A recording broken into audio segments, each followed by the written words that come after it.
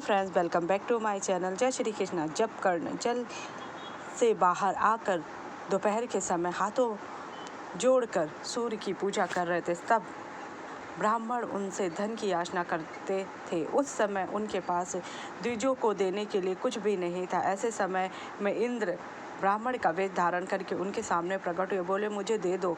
इस पर राधा पुत्र ने उत्तर दिया, स्वागत है।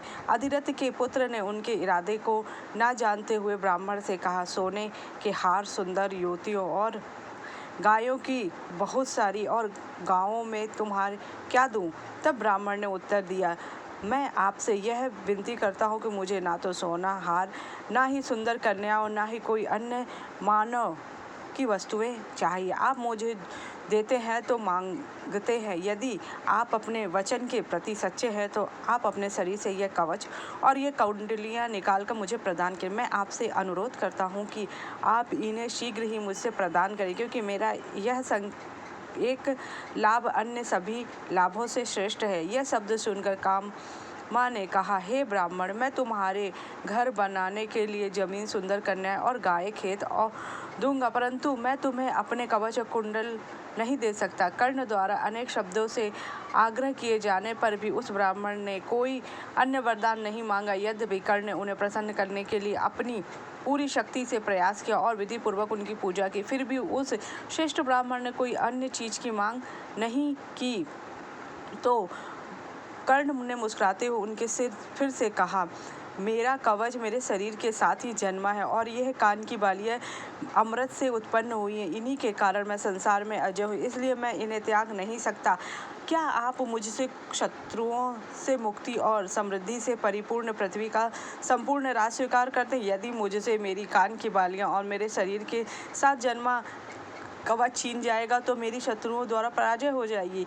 जब आप ये जानते हैं तो आप मुझसे क्यों ले रहे? हे देवताओं के देव, इनसे पहले मैंने आपको पहचान लिया है। हे इंद्र, मेरे लिए आपको कोई व्यर्थ वरदान देना उचित नहीं है, क्योंकि आप स्वयं देवताओं के स्वामी। इसके विपरीत, क्योंकि आप समस्त प्राणियों और सृष्टि और के स्वामी हैं, इसलिए वरदान तो आपको ही देना चाहिए। यदि मैं आपको यह कवच और बालियाँ दे दूँ तो मेरा विनाश निश्चित है और आपका भी उपहास हो, इसलिए मेरी ये बालियाँ आप मुझसे ना ले।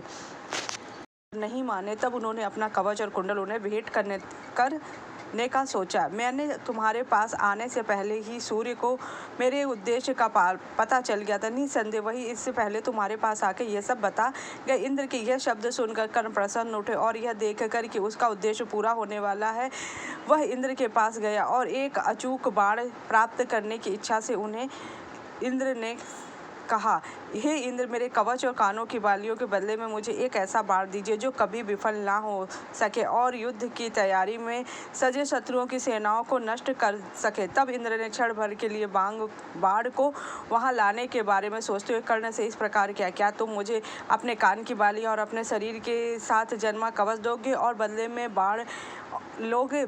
जब मैं दैत्य से युद्ध करूंगा तो मेरे हाथ से फेंका गया यह अजय बाण सैकड़ों शत्रुओं को मार गिराएगा। आप उद्देश्य पूरा करके मेरे पास लौट आएगा, लेकिन तुम्हारे हाथ में यह बाण तुम्हारे केवल एक शक्तिशाली शत्रु को ही मारेगा। उस उपस्थिति को प्राप्त करने के बाद यह गर्जना करता हुआ और प्रज्वल होता हुआ मेरे पास आ जाएगा।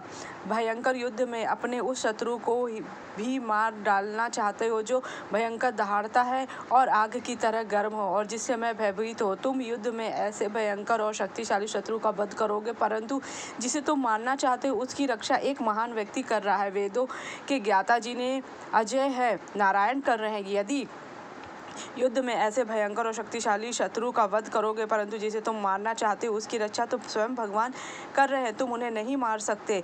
कर्ण, क्योंकि तुम सत्य का पालन करने के लिए दृढ़ हो, इसलिए तुम्हारा शरीर कुपित होगा और ही तुम निराश हो गए। कर्ण, तुम अपने पिता के समान रंग, रूप और शक्ति से परिपूर्ण हो। यदि क्रोध से पागल होकर भी तुम इस बाण को तब भी चलाओगे जब तुम्हारे पास अन्य कोई हथियार मौजूद ना हो और तुम्हारा जीवन तत्काल खतरे में हो, तभी तुम इस बाण का उपयोग करना।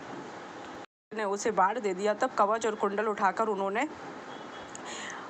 कर्ण ने भगवान इंद्र को दे दिया, जो कि इंद्र को डर था कि जब तक कवच और कुंडल पास रहेगा तब तक अर्जुन की सुरक्षा नहीं हो सकती। अपने पुत्र की सुरक्षा के लिए ही उन्होंने यह कवच कुंडल मांगा। इंद्र इस बात से डर गए थे कहीं कर्ण उन्हें श्राप न दे, इसलिए उन्होंने बदले में अपना सबसे शक्तिशाली वज्र अस्त्र भी कर्ण को सौंप दिया, क्योंकि उन्हें पता था कि वह एक देवता है और कुछ ना कुछ तो उन्हें देना ही होगा। सूर्य अपने पुत्र की रक्षा करना चाहते थे और इंद्र अपने पुत्र की। अगर आपको मेरी जानकारी अच्छी लगी तो चैनल को लाइक कीजिए। जय श्री कृष्ण।